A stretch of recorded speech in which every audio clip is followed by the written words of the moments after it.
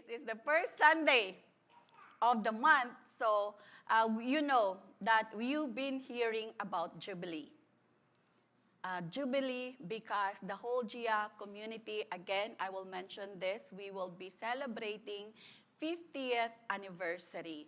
So, Jubilee, naturo, narinig na natin to. I've spoken like, I think, at ang mga ibang mga speaker before about Jubilee. But today, we will continue to speak about that because the last time, we, especially me, ang tinuro ko, medyo nag-focus ako doon sa restoration of the land. Amen? But this time, we will, our verse is still the same, Leviticus chapter 25, verse 11. So it says there, that 50th year shall be a jubilee to you. In it you shall neither sow nor reap what grows of its own accord, nor gather the grapes of your untended vine. Hallelujah. Let's continue to just ask the presence of our Abba Father. Hallelujah. Loving Father in heaven, we have felt your mighty presence in our midst, oh God. And I just continue to humble myself before you, oh God. And Lord, as your vessel, as your mouthpiece this morning, oh God, Lord, let your word be delivered with clarity, oh God, that when your people heard it, oh God, it will not, oh God, just enter in one ear and goes out in the other ear, oh God, but it will remain. It will stay in the hearts of your people, and it will, Lord, bear fruit, much fruit, oh God, upon the lives of your people. Lord, we continue to exalt and magnify your presence in our midst. This I pray and declare in Jesus' name. Amen and amen.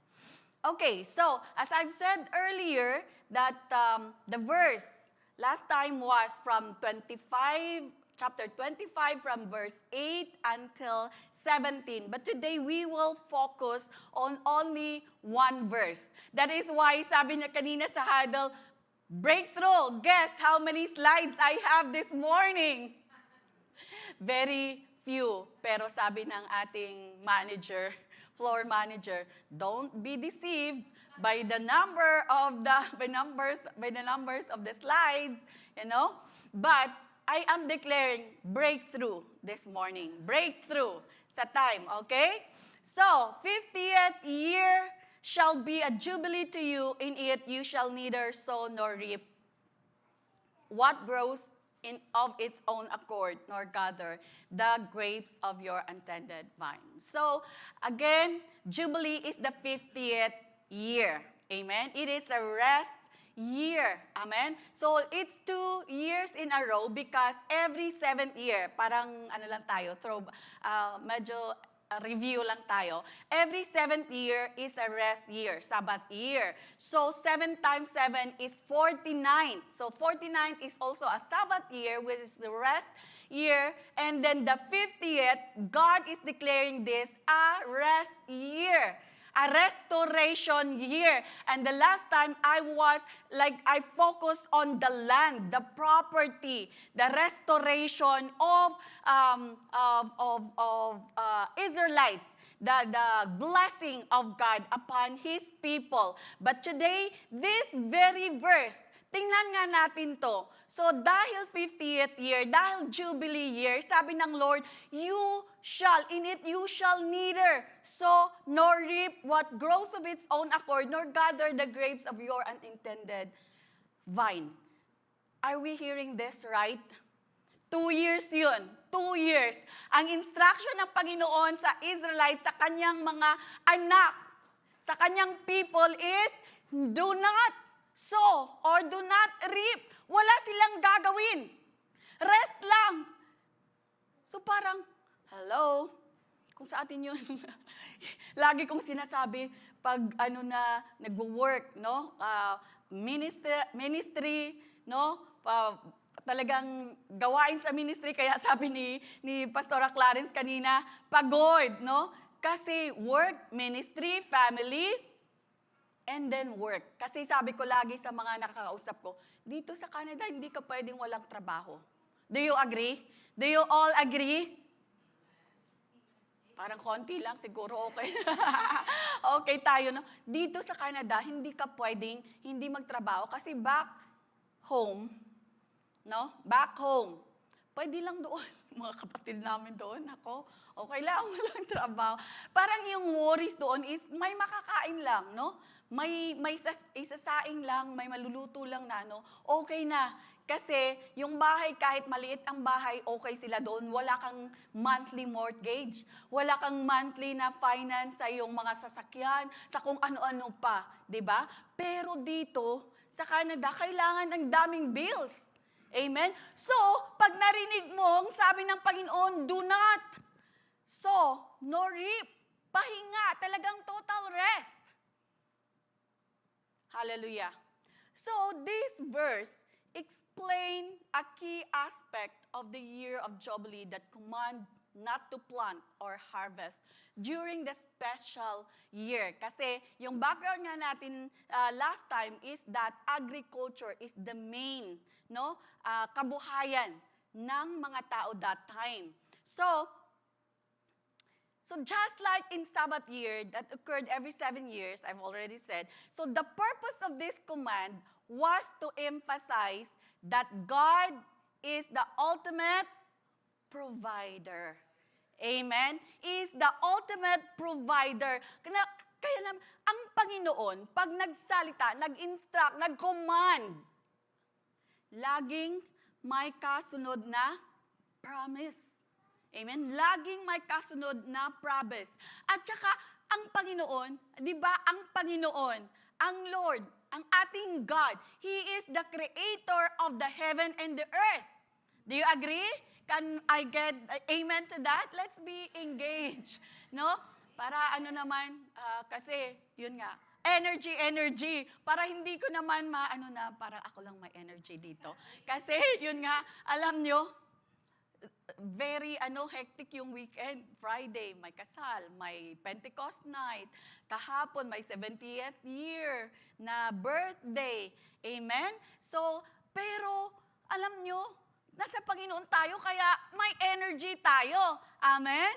So, the ultimate provider. So, by refraining from their usual agriculture activities, the Israelites were reminded that the land belongs to God and that He is faithful to meet their needs even when they are not working.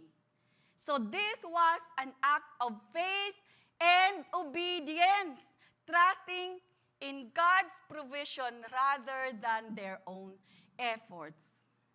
Saan ba talaga makakarating yung ating mga efforts? Yung ating energy when we are just on our own. Kung wala tayong Panginoon na nagsusupply ng needs natin, kung iisipin natin, if we think about it, everything we have comes from Him alone. The very life, the very job that we have, the very strength that we have, everything that we have comes from Him. Kaya naman, we have to trust and obey. Kaya simple lang yung title natin today. Trust and obey. Leviticus 25. It is 25, not 5, okay? I've been saying our scripture says there in the screen, but it is 25, not 5, okay? It's a technical error. Typo error. Okay. So, yun. So, it is God is asking His people to trust Him and obey Him. Kailangan ng trust dito. Pag narinig mo, no, di ba, pag sinabi ng Lord na 2 taon, huwag kang magtanim, huwag kang magtrabaho, huwag kang mag-reap, anong kakainin? Di ba? Isang araw nga lang, yung fasting nga lang, pag nag-declare ng fasting ng 21 days, na 1 meal lang, isang meal lang ang nire-require, hirap na hirap tayo. Amen? How much more yung 2 years na nire-require ng Lord dito sa ating verse na pinag-uusapan. Amen? So again, so the year of Jubilee was unique to Israel and was part of God's law given to Moses in Mount Sinai. So it was indeed to occur every 50th year. So I've made that clear already. So in Exodus 23, chapter 10, 11, it says there, 6 years you shall sow your land and gather in its produce. But the 7th year you shall let it rest and lie fallow, that the poor of your people may eat, and what they leave, the beast of the field may eat. In like manner you shall do with your vineyard and your olive grove. So why God wants the people to rest for this, not to sow, not to reap. Of course, as I've said, that He wants us to obey Him. He wants us to trust Him fully. Amen? He wants our faith. So, and also God is not, what do you call this? Hindi siya nagpapabaya. Amen? Hindi siya nagpapabaya in the 6 years. Like 7th year, you have to rest. But the 6 years, tulad lang din ng in a week. Diba? God worked for 6 days. From Monday to Saturday. And Sunday is our celebration, is our Sabbath day. And kaya naman, on a Sabbath day, hindi tayo dapat nag-work. Amen? So, Sabbath year, Sabbath day, hindi tayo nag-work. Pero, again, sabihin ko dito sa Canada, iba talaga. Hindi, kapatid. Baka may natatamaan dyan, pero bato-bato sa langit. The Lord, it's between you and the Lord. And again, dito sa Canada, iba kasi ang mga shiftings dito. May I ask anak the tissue? Medyo. Iba ang dito, iba ang mga shiftings dito. Dati kasi talagang work, Monday to Friday lang. Kaya naman, mag-pray tayo, mga anak ng Panginoon, na gustong mag-commit talaga sa Lord. Mag-pray tayo kasi once the Lord has spoken to you, His provision will be there. Amen? Pag sinabi ng Lord, give up na yung trabaho na yan, ng Sunday, na naapektuhan yung Sunday mo, at saka weekend mo, at saka yung ministry mo. Pag nangusap ang Lord sa iyo, hindi yung cell leader mo. Amen? Hindi yung cell leader mo. You have to really hear from God. Because our God is a personal God. Amen? So, when God speaks to you, what should we do? We have to obey. Amen? Trust and obey God. So, 6 days, 7th year is a rest day. So, sabi dito, the highlights of this verse is to trust again and dependence on God's sovereignty. So, here, not just to trust and depend God of what He can do to you, but our God is sovereign God. So, ano ba ang sovereign? He's above all. He's in control. Amen? So, pag sovereign ang God, hindi lang siya sovereign sa Sunday mo. Hindi lang siya sovereign kung free time mo. Amen? Hindi lang ang God sovereign sa family mo. Or sa some part. Or sabi nga ni Kuya Ian kanina, facets ng buhay mo. In all facets of your life, dapat sovereign. Kanta natin kanina, maghari ka, O Diyos. Anong saysay ng ating kanta, ng ating worship, ng maghari ka, pero pagkatapos ng ating worship service, you will still do whatever you wanna do. Amen? So, sovereign ang Panginoon. Are we, do we agree to that? That God is sovereign? Do we even accept that in our heart, that God is sovereign in our life? Very important, mga anak, lahat ng mga naririnig, whoever is listening to this message today, even just this fact, this word that you will receive today, that God is sovereign. Amen? When God is sovereign, He's in control of your job, of the provision of whatever you can eat, of your family, of your relationship, of your boss, amen, of your days. Everything, lahat-lahat. Ano pa ba? Anong area ng buhay mo na medyo may struggle ka ngayon? Nahirap ka magbigay sa Lord, mahirap ka mag-trust sa Panginoon. If you acknowledge that God is sovereign, wag mo nang withhold. Let it go. Sabi nga nung last Friday, sabi ko, Lord, ito ba yung gusto mong i-share? Rest. Ito yung natanggap namin last Friday. Rest and release. Rest and release to whatever it is that you have there. Sa puso mo, mga concerns mo, mga agam-agam mo, mga doubts mo, release it unto the Lord. Release. Amen? So, sovereign God, He is sovereign in all areas of our life. That God was teaching them, teaching them, the Israelites, when God said that, do not sow, do not reap. For 2 years, God is teaching them. This may be a very hard instruction to obey. 2 years. Pero ang Panginoon, kailangan niya talagang maging tough sa Israelite kasi hard-headed nga yung Israelites. Hard-headed. They were stubborn. Amen? And you know what? Guess what? Ang Israelites lang ba ang stubborn? Ang Israelites lang ba ang hard-headed? What do you think? I'll leave that question to you. So, it was God was teaching them that life does not depend solely on human efforts, but on His gracious provision. So do we acknowledge this too? God as our provider. Amen? So, ang ating lakas, sabi ko nga kanina, saan ba talaga tayo aabutin ng sariling lakas natin, ng sariling kakayanan natin? We are so limited. Amen? So we are so limited. It is all God.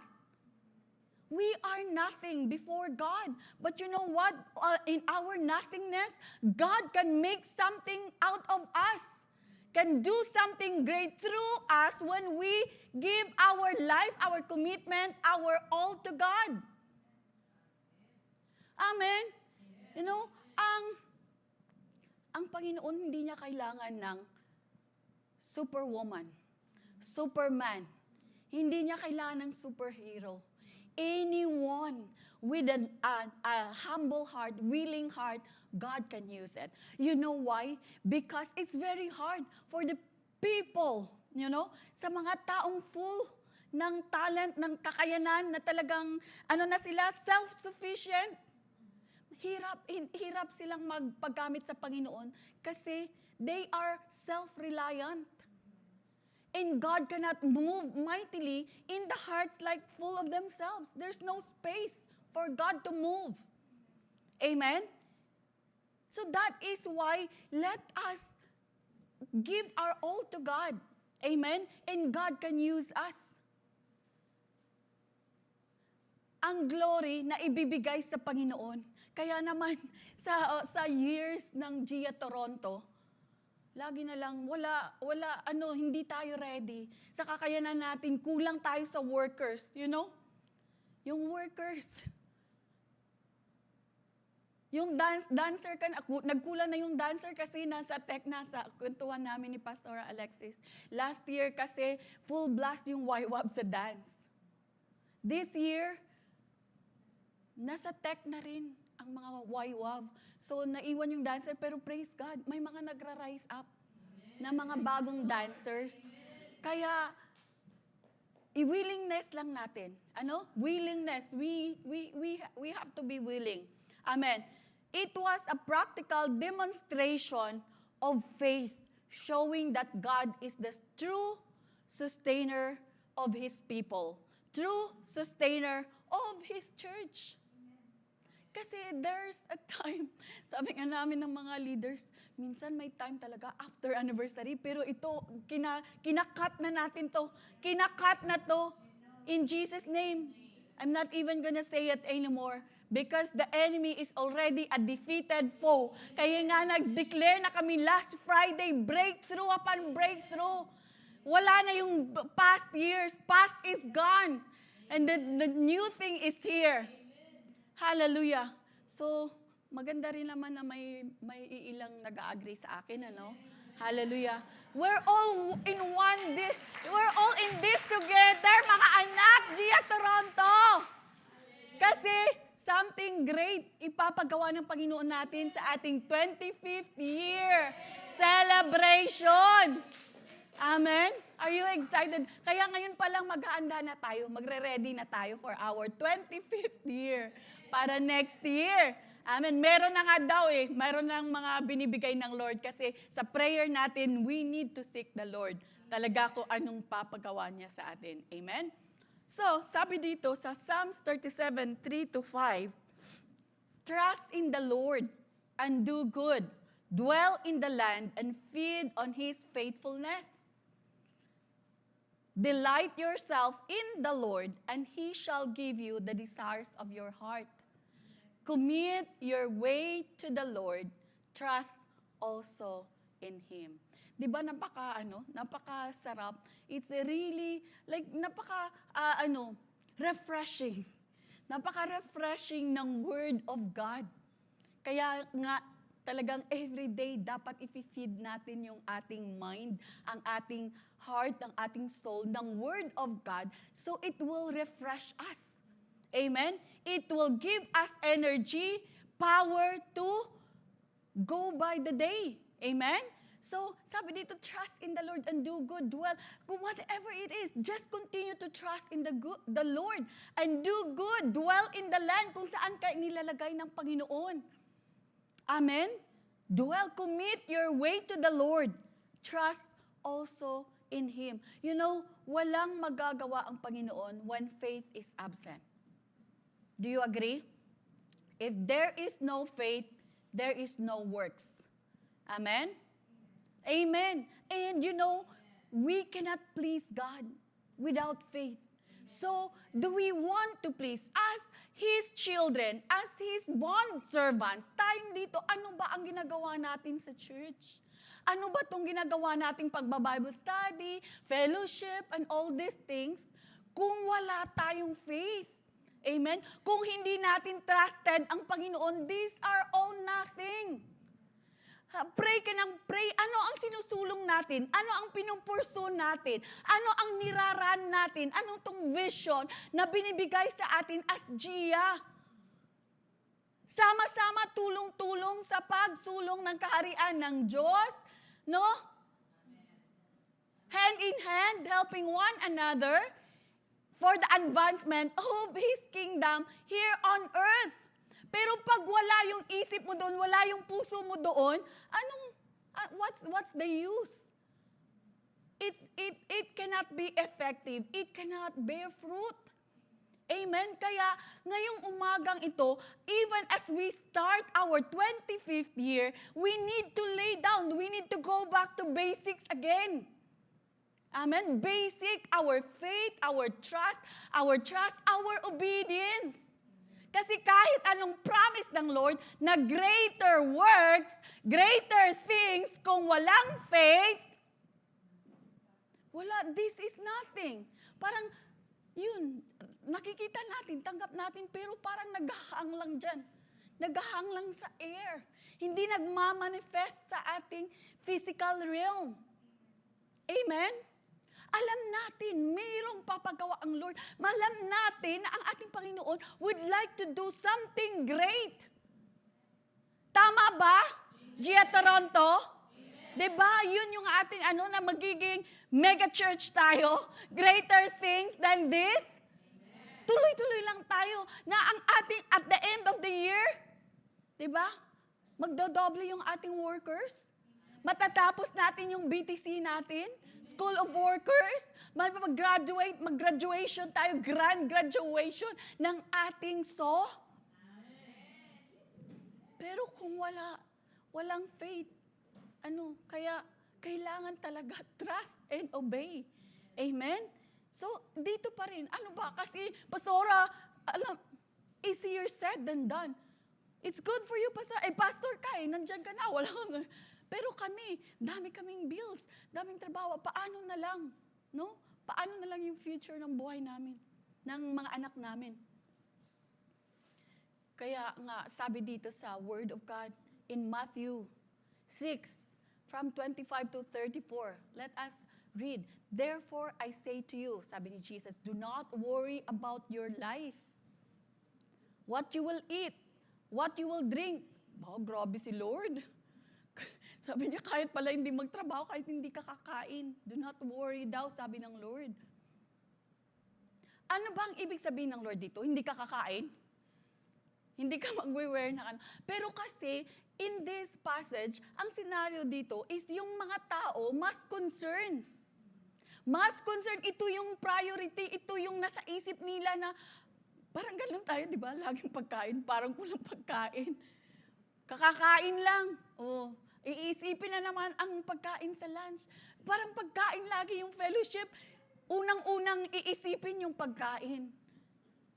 It's good kasi, di ba naman, ang mga miracles ng Lord, every time naman nag-gather multitudes, di ba? Miracle nga ng Lord is nag-feed siya ng 5,000. Men lang yun. 5,000, may leftovers pa. Kasama talaga ang pagkain. Pero what is wrong is that, kung yun lang ang iniisip mo. Amen? Yun lang ang laman ng isip mo. Pagkain. At kung anong dadamit. Medyo, pero mahilig ako sa damit, pero hindi yung priority ko. Amen? My priority is for me to study the Word of God. Amen? Na magamit ako ng Panginoon, na magawa ko yung assignment ko na ina-assign ng Lord sa akin, yung task. So sabi dito, what you will eat, what you will drink, nor about your body, what you will put on. Is not life more than food and the body more than clothing? Look at the birds of the air, for they neither sow nor reap. Amen? Nor gather into barns, yet your heavenly Father feeds them. Are you not more valuable or of value than they? Which of you, by worrying, can add 1 cubit to his stature? Amen? It is a good reminder to all of us. We've heard this many times, pero nakakalimot tayo. When we're in situation, parang walang maaalala na promise ng Panginoon. Walang maaalala na word of God. Amen? Pag nasa situation tayo, you know what? If you're in a situation, all the more, hold on. Hold on to the word of God, the promise of God. Kahit na yung isip mo gulong-gulo, Lord, I'm reading. You know what? It helps when you read it aloud. Kasi hindi lang sa isip mo, pati yung tenga mo naririnig, whatever your mouth speaks. And there is power in the words. Hindi lang ang Lord nakakarinig. Kasi ang Panginoon, kahit sa thoughts natin, nakikita niya. Pero ang enemy, hindi niya nakikita what's in our minds. He can only work on the words that we said. That is why if discouragement, kaya naman yung ating words, we should be careful with our words. So now, if you're in a situation, come on, speak. Amen? Speak life to your situation. Speak a solution to your problems. Amen? Speak healing to yourself. Speak the word of God. Because there is power in our words. Amen? So do not worry. Amen? Do not worry, because by worrying, you cannot solve your problem. There is no resolution by worrying. Amen? So why do you worry then about clothing? Consider the lilies of the field, how they grow. They neither toil nor spin, and yet I say to you that even Solomon in all his glory was not arrayed like one of these. Now if God so clothes the grass of the field, which today is and tomorrow is thrown into the oven, will He not much more clothe you? So that is the promise of God. Do not worry. Kasi ikuklothe ka ng Lord. Ipapakainin ka ng Lord. The provision of the Lord is there. He never fail. Amen? Hindi tayo nagkukulang. Amen? Hindi tayo magkukulang, hindi tayo nagkukulang. Sobra-sobra lagi ang Panginoon. Another provision, ang isang proof is yung ating anniversary lang. Medyo nag-worry na ako, ang daming tao. Yung ating preparation na food, parang naka-ready na. O mag-order na ng pizza, may naka-ready pero you know what? At the end of the day, may sobra pa. Kaya talaga, ang milagro ng Panginoon. Amen? Hallelujah. So, kasi pag ginawa natin, nag-worry tayo, sabi dito sa Word of God, rebuke ng Lord. Nire-rebuke tayo ng Lord. O you of little faith, of no faith. Wala tayong faith pag nag-worry tayo. Sino ba ang walang problema dito? Walang kinakaharap dito. Lahat, I believe, may mga pinagdadaanan, may mga concerns tayo. Kung alam nyo lang, yung pinagdadaanan, it's like overwhelming mountain. Sa mga nakaalam na pinagdadaanan namin ngayon. Pero, I will never let the situation stop me. Because I know my God, He is sovereign. May tinuturo. Alam niyo, pag may dinadaanan tayo, may tinuturo kasi ang Panginoon. May tinuturo the Lord. Kung na-experience natin yung situation na to, pinapagising tayo ng Panginoon. When you wake up tayo kasi maybe you're doing something wrong. Mali yung ways mo. Amen? May tinuturo, and the Lord doesn't want you to stay in that wrong place or in the wrong ways. Amen? Yun lagi, believe and be confident na ang Panginoon, He never wanted to harm you. He never wanted to harm us. Amen? May tinuturo lang, may shifting. And after that, it will be all good and it's for your best interest. Yun lagi ang pinanghawakan ko. Amen? So, therefore, do not worry, saying, what shall we eat, or what shall we drink, or what shall we wear? For after all these things the Gentiles seek. For your heavenly Father knows that you need all these things, but seek first the kingdom of God and His righteousness, and all these things shall be added unto you. Therefore, do not worry about tomorrow, for tomorrow will worry about its own things. Sufficient for the day is its own trouble. Amen? Talagang, pag may pinagdadaanan tayo, babalikan natin tong word ng God na to. Kasi napakaganda, napakasarap, at mai-enlighten ka talaga. Amen? So, hallelujah. Again, this verse 25:11, not only that God wants our trust, but it also shows how loving God is to us. Amen? God is so loving. It reflects the loving nature by showing that His commands are not burdensome, but are given for our own good. Diba? That's what I said, that we should be confident. No, pag sinabi ng Lord ito, may instruction ng Panginoon, it's always for our own good.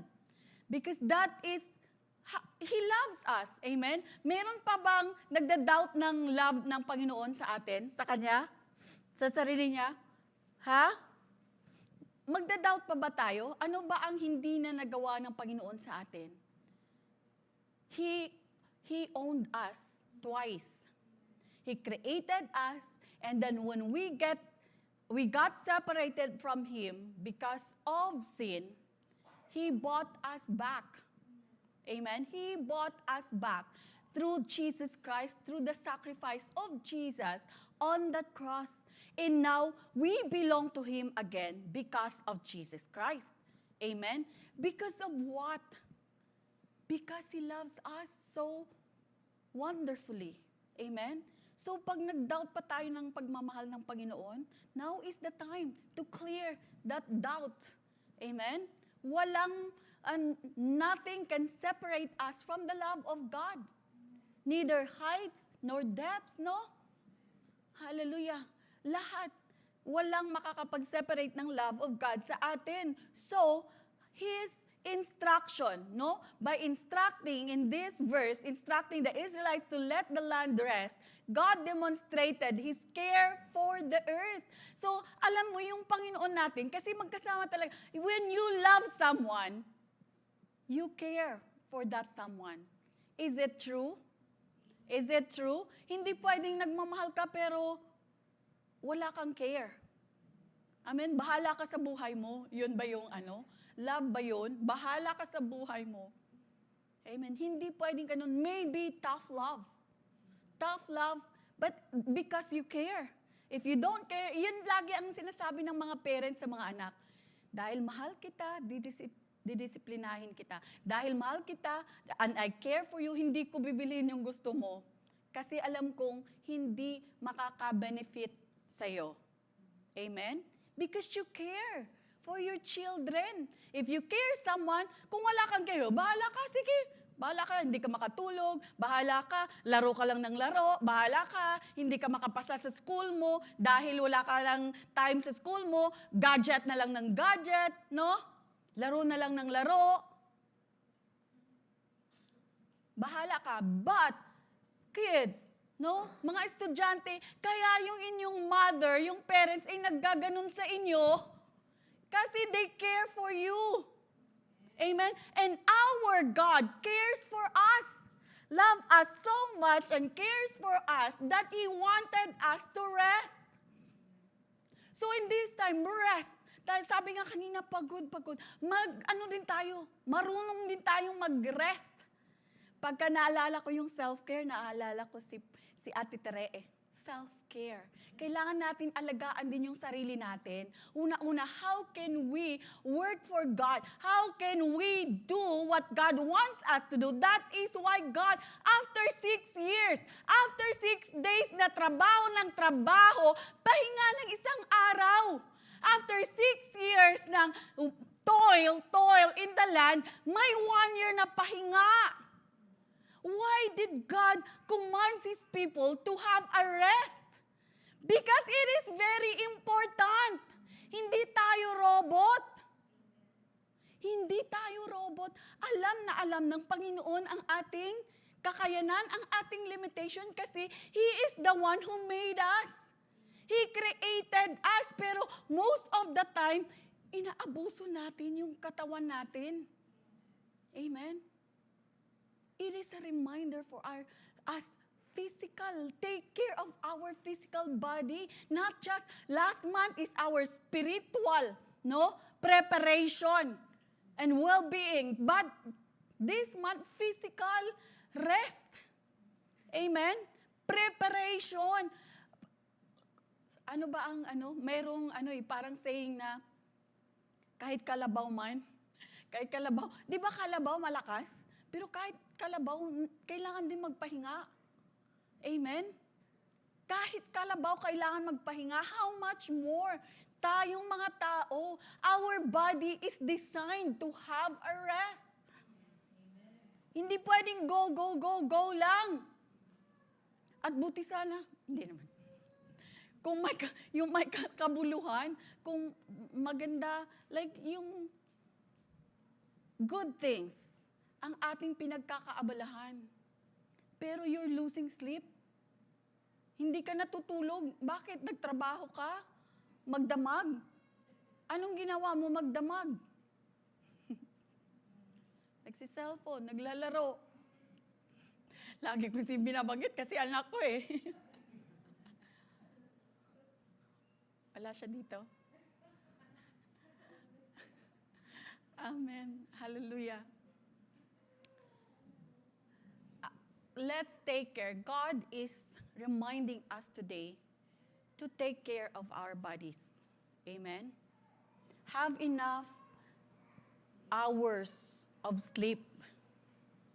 Because you know what? If we do not take care, kasi sabihin niyo, youth are very, di ba? Malakas sila. Even if, the youth, they do not grow weary, di ba? Kahit yung salita ng Panginoon, talaga naman ang youth. Pero, sisingilin kayo. Sisingilin kayo in the long run. Amen? Kaya take care. This is wisdom coming from the Lord. Rest. Take care of your body. Amen. So,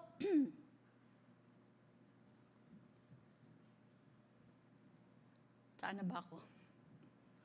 So again, the love of God, it's because God loves us so much and cares for us that He wants us to rest. Hebrews 4:9-10, it says there remains therefore a rest for the people of God, for he who has entered his rest has himself also ceased from his works as God did from his. Even God himself rested on the seventh day. Amen? So, God is asking us also to enter into his rest. Amen. So, for us, sabi ko nga, God is reminding us today as Christians, because although this passage is intended, spoken to the Israelites in the Old Testament, but the Word of God is always, hindi siya outdated. Amen? Hindi siya nag-e-expire. Diba? Tulad ng mga gadgets. The Word of God is always applicable to us, to our situation. So what does this mean? Again, God is speaking to us that we need to take care of our body. So for today's Christian, so this verse 25:11 serves as a powerful reminder to trust in God's provision rather than our own efforts. Amen? So in a world that often values productivity, self-sufficiency. So I remember this, Ate Clarence, tracking every second, every minute, tinatrack yung kanilang trabaho, di ba? Ito kasi na ang world. Talagang hindi pwedeng, every second, dahil binabayaran ka, they make it count. Amen? But sa atin, tayong mga Kristiyano, we are not. Kaya nga, kung nasa trabaho ka, you do yung trabaho mo, pero there should be a day of rest, a time of rest. Kasi sabi dito, God has a rhythm. So this verse challenges us to embrace God's rhythm of work and rest. Amen? So God's intention is there is a time for work and there is a time for rest. Amen? Hindi pwedeng work. Hindi rin pwedeng rest. Amen? Pahinga ka na lang ng pahinga, sabi ng Word of God. Sabi ni Pastora, rest. Amen? How do you know? And be very careful. I would like to caution you with the rest. Anong ginagawa during rest? Rest in the presence of God. Kasi it's very dangerous to rest with nothing. Remember David. He committed a great sin when he rested from the war. Dahil nagpahinga siya, nag-sunbathing doon sa kanyang roof, nakita niya yung temptation. And he committed a sin with Bathsheba during his rest. So today, as we rest in the presence of God. Rest in the presence of God. When we rest, we pray. Oh, again, back to basics, di ba? Quiet time. Nagre-rest tayo, pinare-rest tayo ng Lord, but not ibig sabihin, we rest. Sabi mo, di ba, rest, pastora? Di rest din ako sa quiet time ko. Rest din ako sa prayer. Amen? No. You can rest in the presence of God. That is the true rest. No, mapahinga yung isip mo kasi ang papasok sa isip mo ay yung mga promises of God. You will be refreshed. Yung rest minsan mo, punta ka dito, punta ka doon. Bakasyon. Ay, nakabakasyon ako eh. So, rest in the presence of God. Take this time to be renewed. Amen? Renewed in the presence of God. Your strength be renewed in the presence of God. Your soul be refreshed in the presence of God. Amen? So,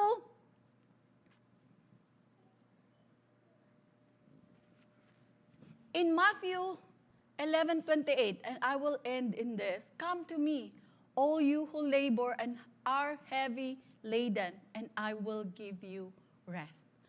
Let's come into the presence of God. Amen? And rest in His presence. There is true rest.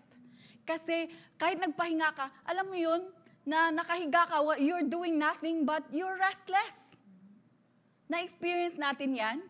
Kasi our mind is filled with things, worries, concerns. Amen?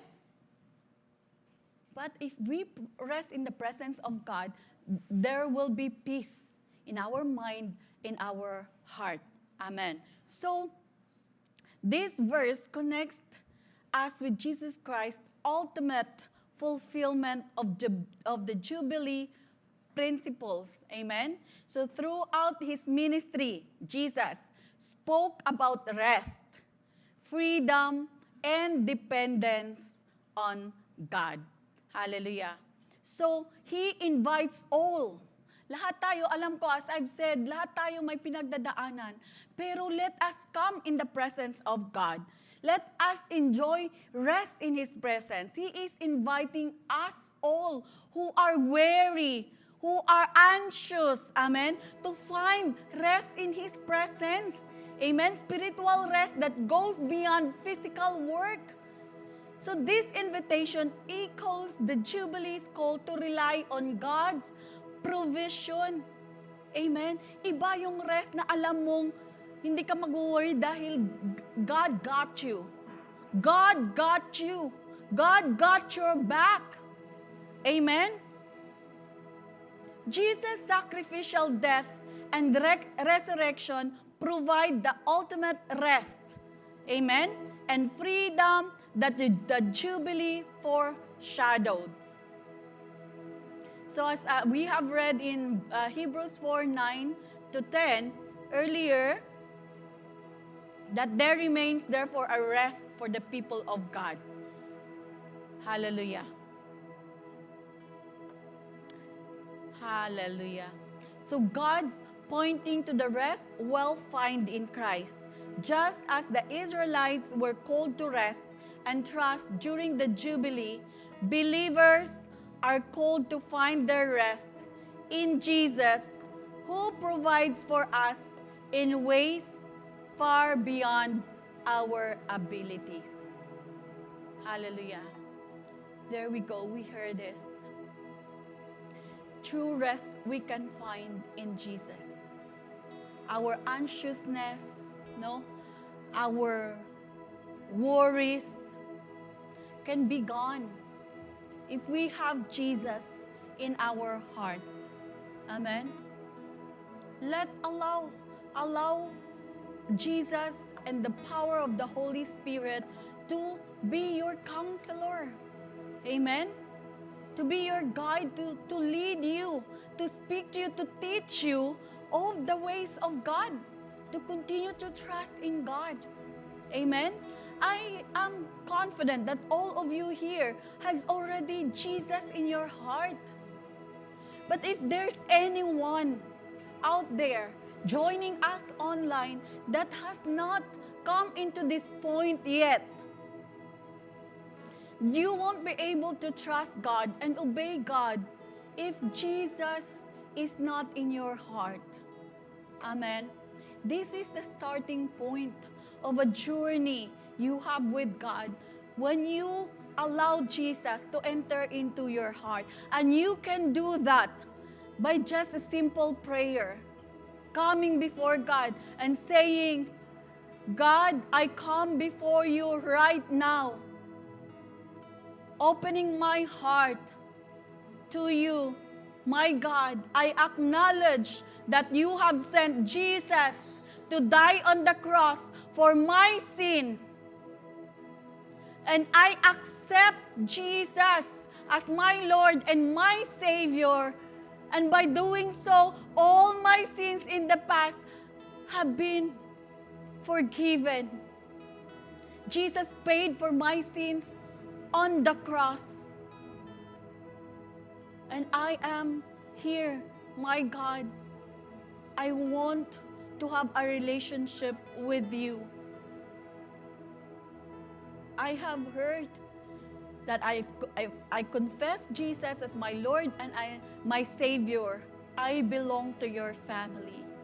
If you uttered that declaration, that prayer with all sincerity in your heart, God sees it and honors the desire of your heart. For everyone who calls unto the name of Jesus, salvation come upon them. Hallelujah. Hallelujah. Hallelujah, God. Hallelujah, God.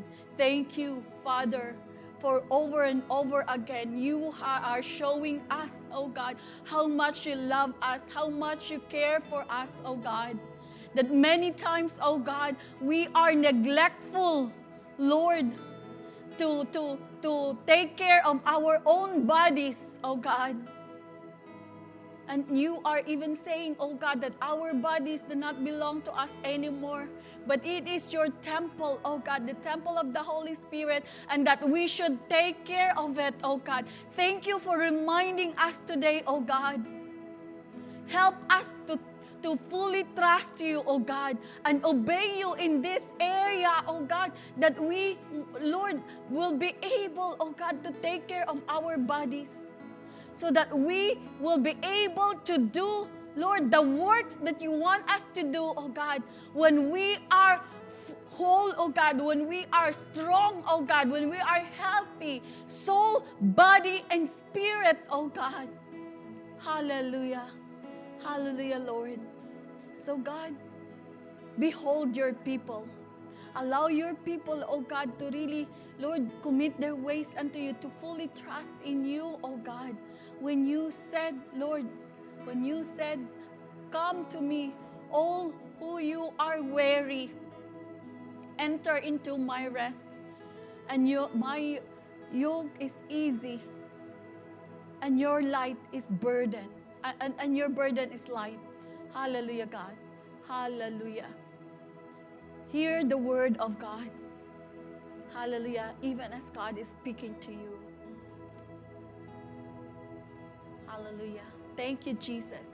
Thank you for what you have done on the cross for us. Lord, and even today, as we, Lord, remember the Last Supper when you were here on earth, oh God. We continue to worship you, oh God. Lord, as we search our hearts for anything, oh God, that is not pleasing before you, as we worship you, oh God, we lay them down at your feet, Lord. Oh God, Panginoon, Jesus, let our selves, our bodies, be your banal ng tahanan, Panginoon. As we declare, let us all stand as we worship God.